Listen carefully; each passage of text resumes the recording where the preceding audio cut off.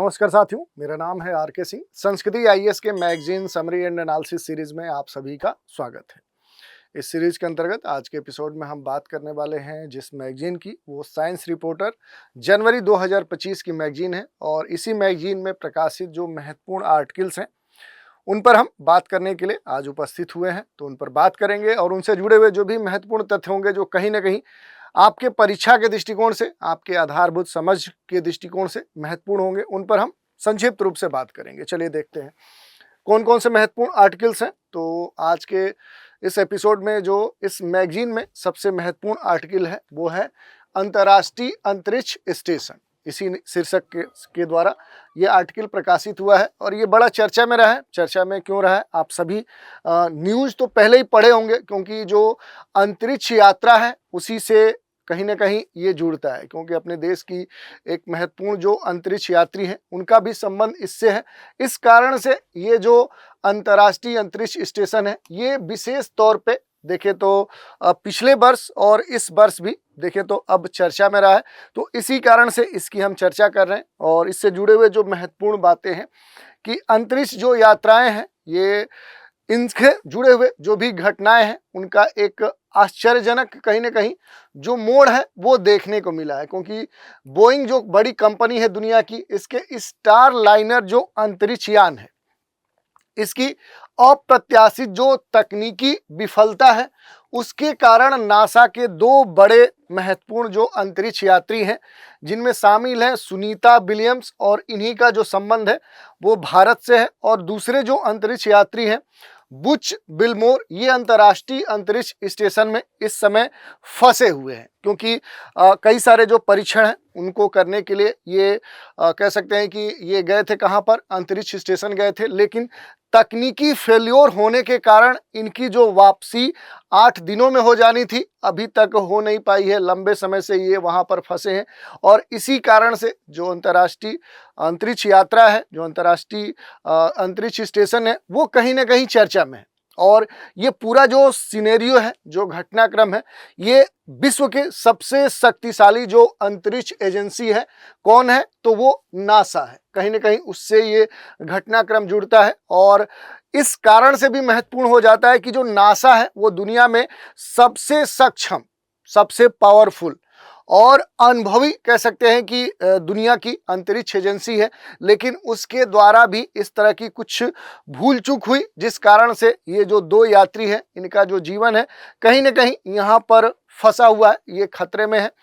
और ये जो घटना है ये अंतरिक्ष यात्रा के जो खतरे हो सकते हैं उनको कहीं ना कहीं प्रमुखता से यहाँ पर दर्शाती है। तो दूसरी ओर कह सकते हैं कि जो प्रतिकूल परिस्थितियां हो सकती हैं, जो विषम परिस्थितियां हो सकती हैं, उनसे निपटने के लिए जो अंतरिक्ष यात्री होते हैं, स्पेस जो में गए हुए जो लोग होते हैं, जो वैज्ञानिक होते हैं, उनकी आवश्यकताओं को कहीं ना कहीं ध्यान में रखने की बात को भी रेखांकित करती है।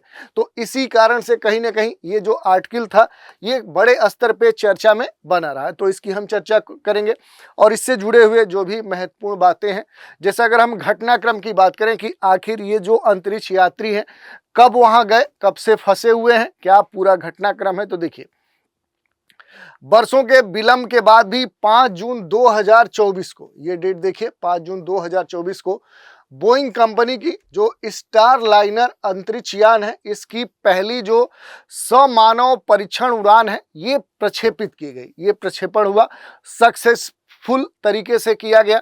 इसमें खास तौर पे नासा जो अंतरिक्ष एजेंसी है, इसके जो अंतरिक्ष यात्री हैं सुनीता विलियम्स, इनको को पायलट के तौर पे, और जो बैरी बुच हैं, ये जो बिल्मोर हैं, इनको कमांडर के तौर पे अंतर्राष्ट्रीय अंतरिक्ष स्टेशन के लिए क्या किया गया, रवाना किया गया।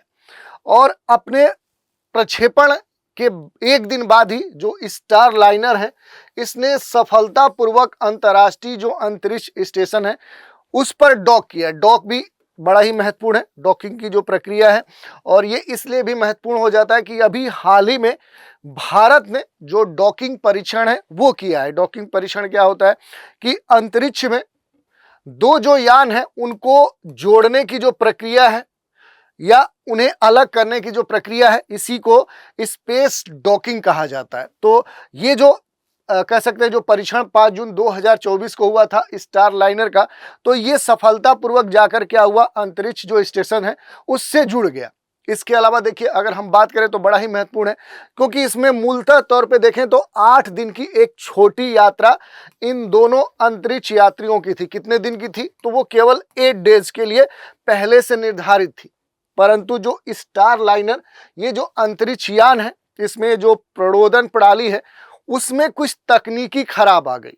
तकनीकी खराबी ही नहीं आई, संचार संबंधित भी कई सारी जो गड़बड़ियां हैं वो देखने को मिली। और कहीं ना कहीं इन्हीं कारणों के कारण ये जो 2 अंतरिक्ष यात्री हैं जिनकी 8 दिनों के भीतर ही वापसी होनी थी, ये क्या है, ये पहले से तय थी। लेकिन अब क्या है कि इनकी जो वापसी थी, पहले तो यात्रियों की जो वापसी है स्थगित की गई और बाद में इनकी जो वापसी है उसे रद्द कर दिया गया। और इस प्रकार देखें जो अंतरिक्ष एजेंसी नासा है, इसके अंतरिक्ष यात्री जो सुनीता विलियम्स है, जो बुच विल्मोर है, इनके लिए 8 दिन की जो छोटी यात्रा है अब एक तरह से एक लंबा, कह सकते हैं कि दुस्वप्न बनकर रह गई है। तो अभी तक इनकी जो वापसी है इसको लेकर कई सारे कयास लगाए जा रहे हैं। अब देखना है कि कब तक ये फिर से पृथ्वी पर वापस आते हैं। तो ये पूरा घटनाक्रम था। और इसके अलावा अगर हम बात करें बोइंग जो स्टारलाइन है, इसकी तकनीकी गड़बड़ियों का अगर हम विश्लेषण करें तो इतना डिटेल में आपको पढ़ने की जरूरत नहीं है, लेकिन कुछ कुछ की पॉइंट है उनको आप देख सकते हैं। जैसे देखिए बोइंग स्टारलाइनर को ऑर्बिटल जो लाइट है इसके दौरान कई विशिष्ट तकनीकी समस्याओं का सामना करना पड़ा है, जिसमें खास तौर पर देखें तो जो हाइड्रोजन रिसाव की समस्या थी वो सबसे महत्वपूर्ण थी, और थ्रस्टर जो अंडर परफॉर्मेंस है, ये जो 2 समस्याएं थी ये सबसे मेजर समस्याएं थी। अगर हम हाइड्रोजन रिसाव की बात करें तो जो सर्विस मॉड्यूल है इसमें जो हाइड्रोजन फ्यूल था उसका जो रिसाव है वो देखने को मिला है। रिसाव का पता प्रणोदन प्रणाली में एक दोषपूर्ण वाल्व से लगाया गया, जिसमें ईंधन प्रणाली की जो कह सकते हैं कि अखंडता है, जो उसकी मजबूती है, उसके बारे में कुछ चिंताएं उत्पन्न कर दी। यही नहीं, दूसरी जो बात कही गई कि थ्रस्टर में खराबी देखने को मिली। रिएक्शन जो कंट्रोल सिस्टम है आरसीएस है, ये थ्रस्टर ने उड़ान के दौरान ही अपेक्षित जो प्रदर्शन है, जो उसका रिस्पांस होना चाहिए, वो ये दर्शाया नहीं। और इसी कारण से जो 12 आरसीएस जो कह सकते हैं कि थ्रस्टर हैं, उनमें से 2 ने कहीं ना कहीं खराब प्रदर्शन किया, या कहें तो वो दोनों खराब हो चुके थे। और कहीं ना कहीं इसी कारण से जो ये स्थिति है वो अब सामने देखने को मिली है। इसके अलावा भी कई सारी बातें थी, जैसे सॉफ्टवेयर में एक तरह की जो विसंगति है वो देखने को मिली। जो कम्युनिकेशन था वो सही ढंग से नहीं काम किया, क्योंकि ये महत्वपूर्ण उड़ान थी और इसके विभिन्न चरणों में जो आपसी कनेक्टिविटी होनी चाहिए कि जो यान था और जो कह सकते हैं कि यूएसए में जो एजेंसी है उसका जो सेंटर है, बेस सेंटर है, उनके बीच में जो कम्युनिकेशन था, या कहें जो अंतर्राष्ट्रीय अंतरिक्ष स्टेशन है उनके बीच में जो कम्युनिकेशन होना चाहिए वो कम्युनिकेशन सही तरीके से बन नहीं पा रहा है। तो इस तरह की भी तकनीकी समस्या देखने को मिली है। इसके अलावा देखिए बोइंग स्टारलाइनर के मानव रहित ऑर्बिटल लाइट के वापसी चरण के दौरान भी 7 सितंबर 2024 में जो सफलतापूर्वक ये सब संपन्न हुआ, इसके कई मुद्दों का पता चला। इसके बारे में भी कई सारी समस्याएं या इस तरह की बातें देखने को मिली हैं। जैसे पुनः प्रवेश जो संचार है वो कई बार कहीं ना कहीं कहें तो डिसरप्ट हुआ। तो कहें तो जो पहले पुनः प्रवेश चरण के दौरान जो संचार है उसमें कहीं ना कहीं खराबी देखने को मिली। इसके अलावा देखिए डाटा जो प्रोसेसिंग है, जो आंकड़ों का कहीं ना कहीं जो प्रसंस्करण होता है उसमें भी ये पूरे जो कह सकते हैं कि ये अंतरिक्ष यान था, इसके आने जाने का जो पूरा क्रम है, इसमें इस तरह की जो कमी है वो बड़ा ही महत्वपूर्ण समस्या के तौर पे देखी गई है। टेलीमेट्री जो डाटा है उसको प्रोसेस करने में देरी देखी गई, जिससे कहीं ना कहीं जो ग्राउंड टीम है उसकी जो अंतरिक्ष यान की स्थिति है उसके बारे में जो सटीक जानकारी होनी चाहिए, रियल टाइम की जो जानकारी होनी चाहिए, वो सही समय पे प्राप्त नहीं हुई, ये प्रभावित हुई। पैराशूट की जो तैनाती है उसका जो समय था वो भी कहीं ना कहीं ठीक नहीं था। थर्मल जो प्रोटेक्शन सिस्टम है इससे संबंधित भी समस्याएं देखने को मिली। इसके अलावा अगर हम बात करें तो ये कुछ महत्वपूर्ण समस्याएं हैं जो देखने को मिली हैं। इसके अलावा देखिए एक और महत्वपूर्ण बिंदु है कि बोइंग जो स्टार लाइनर है इसके उड़ान का आखिर महत्व क्या है। ये सबसे महत्वपूर्ण टॉपिक है और इससे जुड़े हुए आपके प्रश्न पूछे जा सकते हैं, भारत के लिए भी काफ़ी मायने रखता है। तो ये पॉइंट आपके लिए सबसे अधिक महत्वपूर्ण है। जैसे अगर बात करें कि ये जो पूरा यान का जो भेजा गया था इसका महत्व क्या है, तो देखिए भविष्य की जो मानव अंतरिक्ष यान जो उड़ाने हैं उनके लिए जो भी सुधारात्मक उपाय हो सकते हैं लागू करने के लिए, उनसे संबंधित जो भी मूल्यवान डाटा है वो इससे प्राप्त किया जा सकता है। जैसे आप देखते होंगे कि भारत ने भी कई सारे अपने मिशन पहले से तय किए हैं, मंगलयान, मून मिशन है, कह सकते हैं कि आदित्य मिशन है। तो इस तरह के, या फिर कहें कि अपना एक अंतरिक्ष कह सकते हैं कि यान भेजने के लिए अंतरिक्ष में ऐसी कई सारी जो योजनाएं हैं भारत की या अन्य देशों की, तो उनके लिए इस तरह की जो उड़ानें हैं और इनसे संबंधित जो भी सुधार के स्तर पे जो कदम उठाए जा सकते हैं उनके जो आंकड़े हैं वो सबसे अधिक महत्वपूर्ण है। यही नहीं, अंतरिक्ष जो सुरक्षा प्रोटोकॉल है इसमें आगे आने वाली जो भी प्रगति हो सकती है, जो प्रोग्रेस हो सकता है, उसके लिए उत्प्रेरक के रूप में कहीं ना कहीं ये जो घटना है, इस बार की जो पूरी ये उड़ान प्रक्रिया है, इससे जुड़े हुए जो विभिन्न बातें हैं वो मायने रखती हैं। कहीं ना कहीं इन सभी घटनाओं से सीख लेकर दुनिया भर की जो अंतरिक्ष एजेंसियां हैं वो अब आने वाले समय में कहीं ना कहीं जो यहाँ पर ये कहा गया है कि निसंदेह आपातकालीन जो प्रक्रियाएं हैं उनको और बेहतर बनाएंगी। यानी कि अब जो भी देश इस तरह का प्लानिंग कर रहा है तो वो पहले से सोच ले कि अगर इस तरह की कोई गड़बड़ी होती है तो उसके लिए बैकअप प्लान क्या हो सकता है। उसके लिए कहीं ना कहीं ये जो घटना है इस बार की, ये एक बड़ा ही महत्वपूर्ण उदाहरण है। और ऐसी विसंगतियों को बेहतर ढंग से संभालने के लिए भविष्य के अंतरिक्ष यानों को कहीं ना कहीं अब डिजाइन करना सबसे महत्वपूर्ण है। तो ये महत्व हो गया इस बार जो बोइंग स्टार लाइनर उड़ान है, या ये जो इस बार अंतरिक्ष यान भेजा गया था, इससे क्या सीखा जा सकता है, इसके क्या भविष्य में उपयोग किए जा सकते हैं, वो हमने देखा। अगला पॉइंट देखिए कि स्वमानव अंतरिक्ष जो अन्वेषण है इसके सामने कौन से प्रमुख चैलेंजेज है, कौन सी चुनौतियां हैं, ये भी बड़ा महत्वपूर्ण है। तो देखिए मानव जो मिशन है इसका जो संबंध है वो किससे है, तो अंतरिक्ष यात्रियों की जो सुरक्षा है उससे सबसे महत्वपूर्ण तौर पे ये जुड़ता है। और वहाँ किसी भी त्रुटि या खराबी के लिए कोई भी कहें तो जगह नहीं होती है, क्योंकि एक छोटी सी गलती उस पूरे कह सकते हैं कि यान के लिए दुर्घटना का कारण हो सकता है। यही नहीं, अंतरिक्ष वातावरण क्या होते हैं कि बड़े ही कठोर होते हैं। कह सकते हैं कि यहाँ की जो स्थितियां हैं वो बहुत ही मुश्किल भरी होती हैं, जहाँ गुरुत्वाकर्षण एवं वायुमंडल का जो प्रेजेंस है वो न के बराबर होता है। विकिरण से भी बड़ा खतरा होने की संभावना रहती है। और स्वमानव यान जो है इनके इस्तेमाल किए जाने वाले सभी जो एलिमेंट हैं, जो पूरी इसके लिए प्रणाली सिस्टम है, उसके लिए बहुत सावधानी पूर्वक सत्यापन की आवश्यकता होती है। जैसा कि हम लोग जब सोचते हैं कि अच्छा अभी लगातार 3 वर्ष से किसी यान को भेजने के लिए एक ट्रेनिंग दी जा रही है, जैसे भारत के संदर्भ में कही जा रही है बातें कि भारत लगातार कुछ खास परिस्थितियों में अपने जो ट्रेनीज हैं उनको ट्रेनिंग दे रहा है कि वैसी परिस्थितियों में वो काम कर पाएंगे कि नहीं कर पाएंगे। तो हम सोचते हैं कि ये तो पहले से पायलट व्यक्ति है, लेकिन ऐसे यान के लिए क्यों प्रशिक्षित किया जा रहा है, तो वो इसीलिए किया जाता है कि जो भी विषम परिस्थितियां बनेंगी उन परिस्थितियों में वो व्यक्ति कैसे सर्वाइव कर सकता है, कैसे उनसे लड़ सकता है, उसके लिए पर्याप्त जो अनुभव है वो उसे प्राप्त होने चाहिए, या तकनीकी जो भी जानकारी है वो उसे प्राप्त होनी चाहिए। और अब तक ये कहा जा रहा है कि समान वायन जो दुर्घटनाएं हैं उनमें चालक दल के 22 सदस्यों की मृत्यु हो चुकी है। तो इस तरह की जितने भी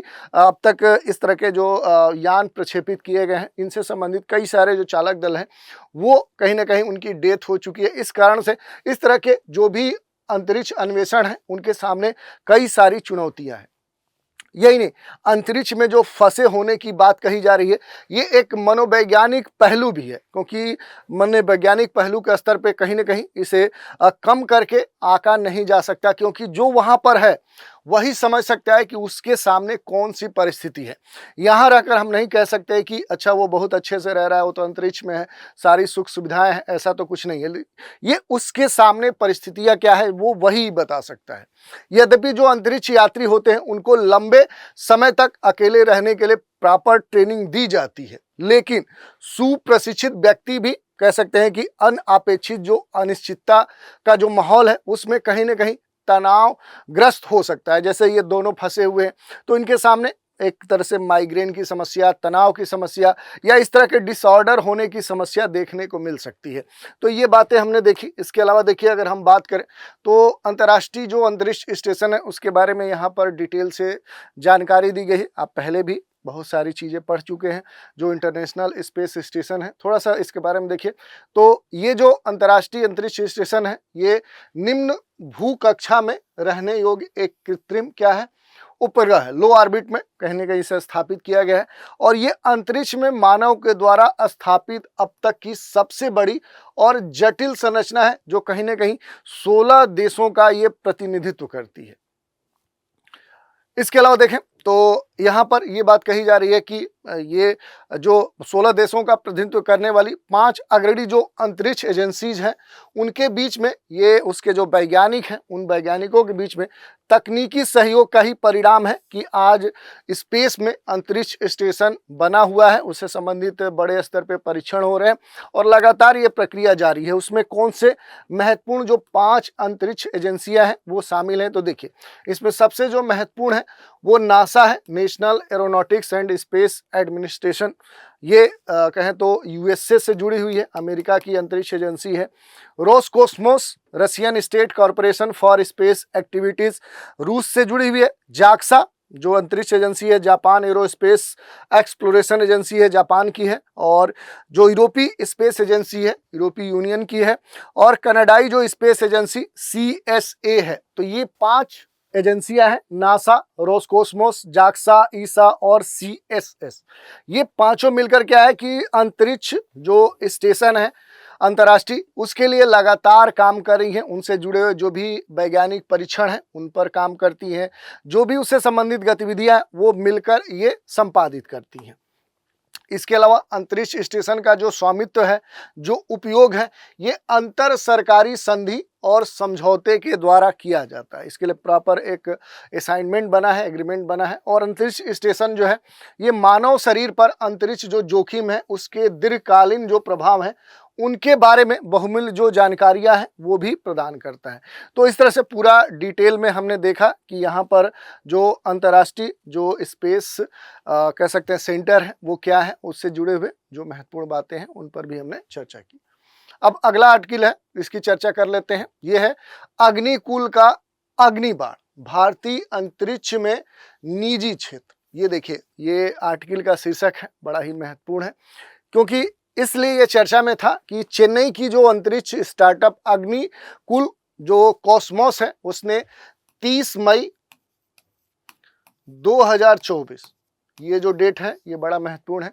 इसी डेट को श्रीहरिकोटा, आप जानते होंगे ये क्यों चर्चा में रहता है, तो श्रीहरिकोटा से कहीं ना कहीं अपने खुद के लॉन्च पैड से जो 3D मुद्रित जो अर्ध क्रायोजेनिक रॉकेट जो अग्निबाण है उसको सफलतापूर्वक यहाँ से लॉन्च किया गया। यानी इसका जो परीक्षण उड़ान है वो इसने पूरा किया। और इसके साथ अगर हम देखें तो कहीं ना कहीं ये जो उड़ान है ये कंप्लीट हुई, सक्सेसफुल रही और ऐसा करने वाला भारत की ये निजी कंपनी बन गई। तो ये महत्वपूर्ण है कि ऐसा कारनामा करने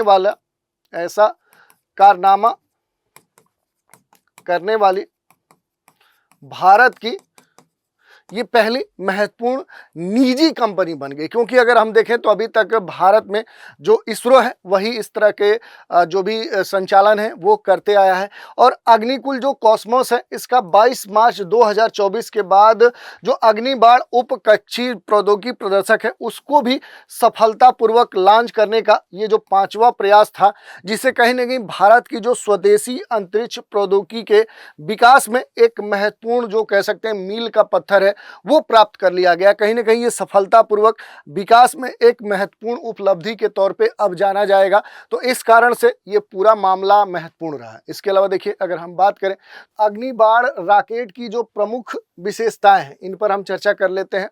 तो अग्निकुल कॉस्मोस के द्वारा विकसित जो अग्निबाण है ये भारत का एक अद्वितीय 3D मुद्रित क्या है, अर्ध क्रायोजेनिक रॉकेट है।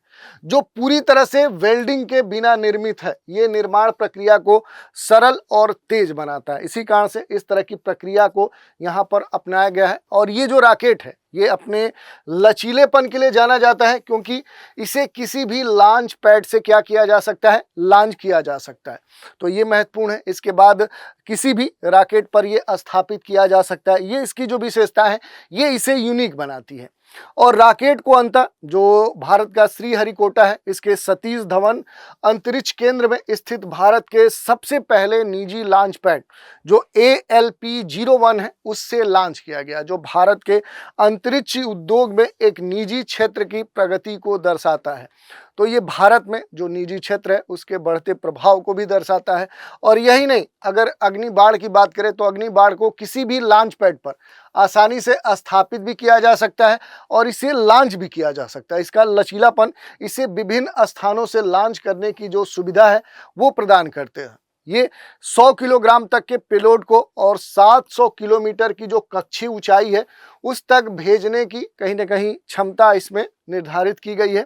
और यह छोटे उपग्रहों के प्रक्षेपण के लिए कहीं ना कहीं बड़ा ही महत्वपूर्ण है। ये इसलिए भी महत्वपूर्ण हो जाता है कि इसके द्वारा दुनिया के अलग अलग जो देश जो अपने कह सकते हैं उपग्रह खुद सक्षम नहीं है अंतरिक्ष में भेजने के लिए, तो उनके लिए बड़ा ही महत्वपूर्ण होगा और भारत के संदर्भ में भी महत्वपूर्ण होगा।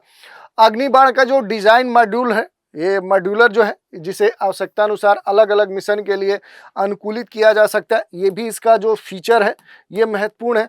और अग्निबाण पूरी तरह से भारत में क्या किया गया है, डिजाइन किया गया है और विकसित किया गया है। इसमें किसी और देश की तकनीक को शामिल नहीं किया गया है, उधार का या कह सकते हैं तकनीक इसमें शामिल नहीं किया गया है, जो कहीं ना कहीं जो स्वदेशी प्रौद्योगिकी है उसको भी कहीं ना कहीं ये रेखांकित करता है, उसको बढ़ावा देता है। यही नहीं, जो 3D मुद्रित और मॉड्यूलर जो डिजाइन है उसके उपयोग से अग्निबाण रॉकेट के निर्माण और लॉन्च जो लागत है वो काफ़ी कम हो गई है, जिससे यह छोटे उपग्रहों को किफ़ायती तरीके से अंतरिक्ष में भेजने के लिए एक आदर्श स्थिति उपलब्ध करता है। विशेष तौर पे देखें तो अग्निबाण को आधुनिक उन्नत रॉकेटों में शामिल करता है, जो भारत की अंतरिक्ष जो तकनीक है उसको एक नई दिशा भी प्रदान करेगा। तो इस कारण से ये भारत के लिए महत्वपूर्ण हो जाता है। अब ये बात देखते हैं कि आखिर भारत का विजन क्या है, भारत का दृष्टिकोण क्या है। तो भारत के दृष्टिकोण से देखें तो निजी जो लॉन्च सेवाएं हैं ये अंतरिक्ष जो अन्वेषण है और जो व्यावसायिक गतिविधियां हैं उनको विस्तार देने में कहीं ना कहीं बड़ा ही महत्वपूर्ण क्रांतिकारी भूमिका निभा सकती है।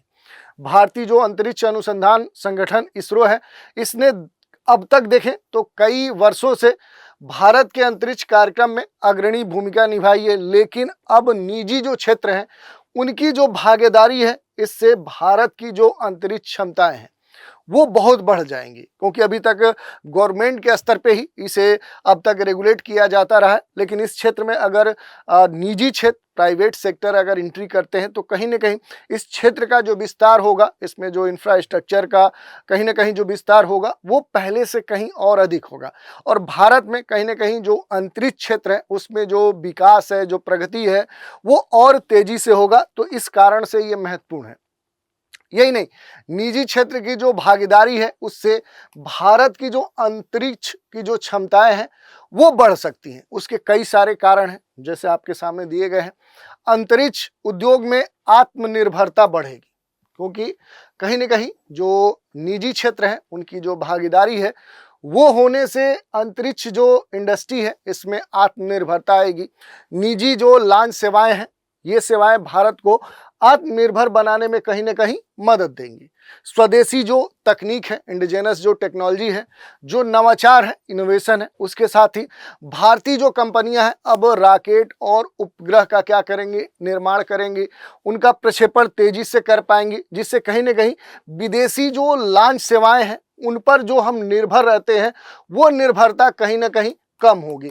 तो यहाँ पर जो दूसरे देशों पर हमारी निर्भरता थी वो कहीं ना कहीं कम हो जाएगी। इसके अलावा देखिए नए नए स्टार्टअप्स का उदय होगा। क्यों होगा? तो भारत में अगर निजी अंतरिक्ष स्टार्टअप्स का उदय होगा तो ये तेजी से होगा, क्योंकि बहुत सारे लोग हैं जो इस सेक्टर में इन्वेस्ट करना चाहते हैं। और ये जो स्टार्टअप्स हैं ये उपग्रह प्रक्षेपण, अंतरिक्ष जो क्षेत्र है उसमें अन्वेषण और डाटा एनालिटिक्स के क्षेत्र में कहीं ना कहीं इनोवेशन ला सकते हैं। तो इस कारण से ये एक महत्वपूर्ण कारण है। इसके अलावा देखिए वैश्विक बाजार में जो कंपटीशन है वो कहीं ना कहीं मायने रखता है और ये बढ़ेगा। भारत में अगर निजी क्षेत्र कहीं ना कहीं अगर जुड़ते हैं तो निजी लॉन्च सेवाओं ने भारत को वैश्विक जो अंतरिक्ष बाजार है उसमें कहीं ना कहीं कंपटीशन के स्तर पे काफ़ी ऊपर पहुंचा देगा। और भारतीय निजी कंपनियां कम लागत में उच्च गुणवत्ता वाली जो भी लॉन्च सेवाएं हैं वो प्रदान करेंगी, जिससे दुनिया भर में छोटे बड़े जो देश हैं उनको किफ़ायती जो उपग्रह प्रक्षेपण जो अवसर है वो मिल पाएगा। तो इस तरह की कंपटीशन की भी बढ़ने की संभावना है। नवाचार और तकनीकी जो उन्नति है ये भी एक महत्वपूर्ण कारण है, क्योंकि भारत के निजी क्षेत्र ने नवाचार क्षेत्र में तकनीकी जो विकास है उसको कहीं ना कहीं पुश किया है और प्रोत्साहित किया है। जैसे उदाहरण के तौर पर देखें तो 3D मुद्रित जो रॉकेट अर्ध क्रायोजेनिक इंजन है उसको पुनः प्रयोज्य प्रक्षेपण प्रणालियों जैसी जो उन्नत तकनीकें हैं वो भारतीय क्षेत्र के संदर्भ में अंतरिक्ष उद्योग को कहीं ना कहीं पहले से और विश्वस्तरीय बना रही हैं। तो ये भी एक कारण है। यही नहीं, अंतरिक्ष तक जो आसान पहुंच है ये भी एक महत्वपूर्ण कारण है, क्योंकि जो भी निजी लॉन्च जो सेवाएं हैं वो अंतरिक्ष तक पहुंच को पहले की अपेक्षा क्या बना देंगी, वो आसान कर देंगी। तो ये मायने रखता है। और भारत की जो अंतर्राष्ट्रीय छवि है ये काफ़ी इस अंतर्राष्ट्रीय छवि में सुधार होगा, क्योंकि निजी क्षेत्र की जो भागीदारी है वो सफल अंतरिक्ष जो भी प्रक्षेपण है उन प्रक्षेपणों के कारण भारत की जो अंतर्राष्ट्रीय छवि होगी वो पहले से और मजबूत हो जाएगी। रोजगार और आर्थिक विकास ये दोनों बढ़ेंगे, क्योंकि एक नया जो सेक्टर है वो डेवलप हो रहा है। निजी जो अंतरिक्ष कंपनियां होंगी जो उदय उनका होगा वो कहीं ना कहीं अपने देश में रोजगार और आर्थिक विकास को बढ़ावा देंगी। और अंतरिक्ष जो उद्योग है उसमें कई सारी जो नौकरियां होंगी वो कहीं ना कहीं निकल कर बाहर आएंगी। और इससे क्या होगा कि भारत के जो युवा हैं वो कहीं ना कहीं जैसे इंजीनियर्स हैं, जो साइंटिस्ट हैं, उनको अब और एक नया सेक्टर और एक नया जो मंच कह सकते हैं वो प्राप्त होगा। तो ये अवसर उनके लिए मायने रखता है। सरकारी जो एजेंसियां हैं उनका जो समर्थन है वो भी प्राप्त हो सकता है। जैसे अपने देश में देखें तो इसरो सबसे महत्वपूर्ण कह सकते हैं कि गवर्नमेंटेड जो एजेंसी है निजी क्षेत्र के साथ क्या कर सकती है, तो ये सहयोग कर सकती है जो भी निजी क्षेत्र होंगे, जिससे भारत का जो अंतरिक्ष कार्यक्रम है वो तेजी से विकसित होगा और एक तरह से देखें तो समग्र तौर पे विकसित होगा। और निजी जो कंपनियां हैं ये व्यावसायिक जो प्रक्षेपण है, जो छोटे छोटे मिशन होंगे उनका संचालन अभी कर रही हैं, लेकिन जब इसरो के साथ वो जुड़ जाएंगी तो वो बड़े वैज्ञानिक मिशनों और बड़े बड़े जो अनुसंधान है, जो प्रक्षेपण है, उनको करने में कहीं ना कहीं सफल हो जाएंगी। तो इस तरह के कई सारे कारण हैं जो निजी क्षेत्र की भागीदारी के कारण बन सकते हैं, इनके ये लाभ भी हो सकते हैं। तो ये हमारे लिए महत्वपूर्ण है। ओवरऑल अगर हम निष्कर्ष के तौर पे करें तो जो भी निजी जो लॉन्च सेवाएं हैं ये भारत के अंतरिक्ष कार्यक्रम में सबसे महत्वपूर्ण क्रांतिकारी परिवर्तन ला सकते हैं। ये सेवाएं न केवल भारत को आत्मनिर्भर बना रही हैं बल्कि देश को वैश्विक अंतरिक्ष जो उद्योग है उसमें एक प्रमुख कह सकते हैं प्लेयर्स के रूप में स्थापित कर रही हैं।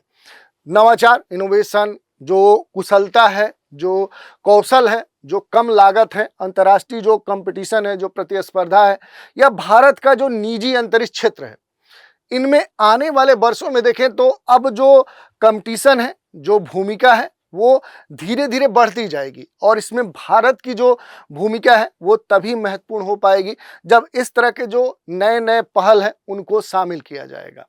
भारत की जो अंतरिक्ष अन्वेषण जो व्यावसायिक गतिविधियां हैं उनमें अब तेजी लाने की आवश्यकता है और उसको कहीं ना कहीं जो निजी क्षेत्र की भागीदारी है वो उसमें मायने रखती है।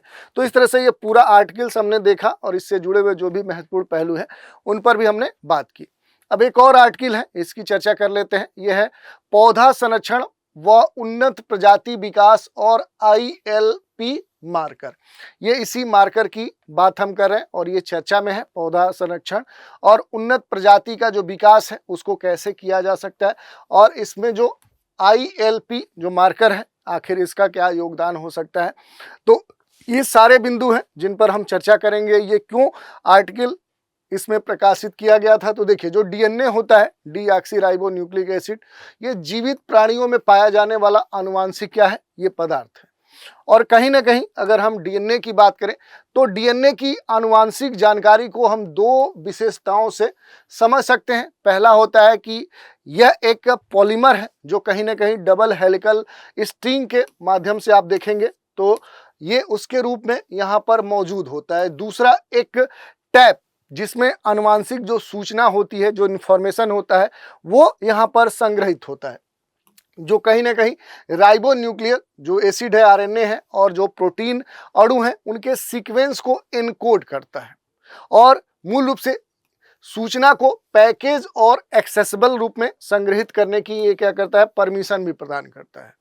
जो मॉलिक्यूलर मार्कर है, अपनी स्थिरता की विशेषज्ञता और आसानी से उपयोग होने के कारण अगर देखें तो जैसे जीनोम टैपिंग है, इसके अलावा अगर हम देखें तो जीन जो टैगिंग है, और जीन टैगिंग के साथ अगर देखें तो जो जेनेटिक डाइवर्सिटी होता है,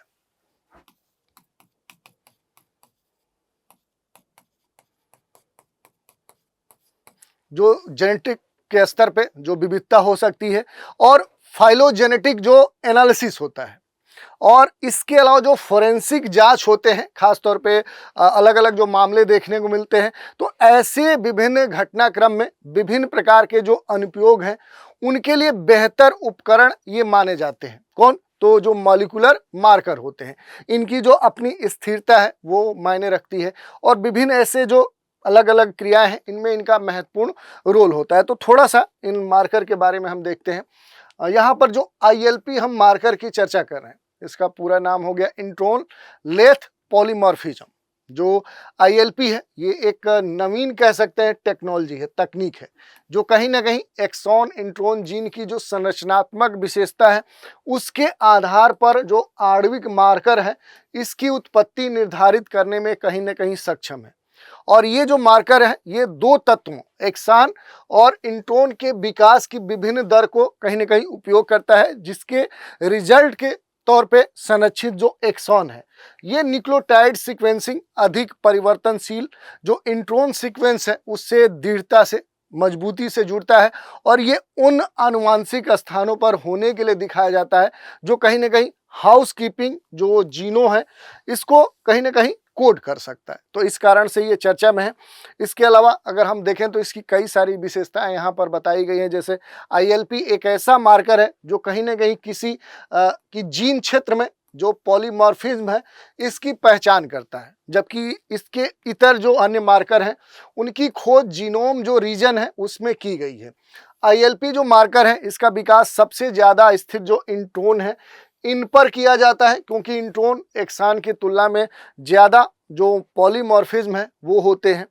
मार्कर की जो वर्सेटिलिटी है और जो त्वरिता है, जो रैपिडिटी है, इसके कारण जब आनुवांशिक दूरी को माप में कम सटीकता होती है तब भी विश्लेषण सबसे कम जो टैक्सोनोमिक स्तर है उस पर किया जाता है। तो इस तरह की बहुत सारी बातें कही गई है। इसमें सबसे महत्वपूर्ण अगर इनके बारे में हम देखें कि इंट्रोन क्या है, तो जीन जो होता है, जो मानव शरीर में जीन होता है उसके अंदर ऐसे क्षेत्र होते हैं जिन्हें इंट्रोन कहा जाता है, और उन्हें गैर कोडिंग सेगमेंट के रूप में सोचे जैसे वाक्य में शब्दों के बीच अतिरिक्त स्थान के तौर पे जाना जाता है। जो ILP है, जो ILP मार्कर है, ये वैज्ञानिक जो है उनके विभिन्न पौधों के बीच में इन विट्रो क्षेत्र की तुलना करते हैं। ये आपके लिए मायने रखता है, तो ये आपको पता होना चाहिए। इसके अलावा अगर हम बात करें कि यहाँ पर जो ILP है ये वैज्ञानिक जो होते हैं उनके विभिन्न पौधों के बीच में इन जो इंट्रोन है इन क्षेत्रों की तुलना करते हैं, और जब उन्हें इंट्रोन की लंबाई में भिन्नता मिलती है, जैसे कुछ लंबे हो गए कुछ छोटे हो गए, तो वे ILP मार्कर बनाते हैं। और ये जो मार्कर हैं यही मार्कर विभिन्न पौधों की जो किस्में हैं उसमें अद्वितीय स्तर पे जो आनुवांशिक पैटर्न है उसको पहचान करते हैं। तो ये उस पहचान करने में मदद प्रदान करता है। तो इस तरह से हमने देख लिया क्यों मायने ये रखता है। तो ILP जो मार्कर हैं इनको गुप्त कोड की तरह इस्तेमाल किया जाता है, जो ये प्रदर्शित करते हैं कि पौधे कैसे संबंधित हैं या समय के साथ उनका जो विकास है वो कैसे हो रहा है। इन मार्कर्स का जो अध्ययन है वो करके जो वैज्ञानिक होते हैं वो पौधों की विविधता को समझ सकते हैं और फसल जो प्रजनन है उसमें सुधार भी कर सकते हैं। यहाँ तक कि बेहतर किस्में भी विकसित की जा सकती हैं ऐसे जो मार्कर हैं इनकी मदद से। इनके कई सारे लाभ होते हैं। जैसे लाभ के बारे में अगर देखें, ILP जो मार्कर है इसके कौन से लाभ हैं, तो ILP जो है ये उच्च पौधों में इंटर स्पेसिफिक जो ट्रांसफरेबिलिटी है उसके साथ सुविधाजनक जो विश्वसनीय मार्कर है, इसका उपयोग जेनेटिक मैप के निर्माण में लिया जा सकता है। और ये जो ILP है इसका जो इस्तेमाल है ये विविधता और जैव जो विकास है उसके अध्ययन से संबंधित जो भी परीक्षण है उनमें किया जा सकता है। यही नहीं, इसका जो उपयोग है वो इंट्रोन क्षेत्र की विभिन्नता सरलता को पहचानने में किया जा सकता है। इसका जो पता है वो PCR के द्वारा लगाया जाता है। तो इस तरह की बहुत सारी जो विशेषताएं हैं वो यहाँ पर आर्टिकल में दी गई हैं, इनको आप देख सकते हैं। भविष्य में ये भी कहा जा रहा है कि जो ILP है, जो मार्कर ये है, ये पौधों में आनुवांशिक जो संरचना है उसके अध्ययन में भी महत्वपूर्ण योगदान दे सकता है। जिससे फायदा क्या होगा, तो पौधों की जो विभिन्नता है उनकी जो प्राकृतिक संरचना है वो समझने में हमें मदद मिल सकती है।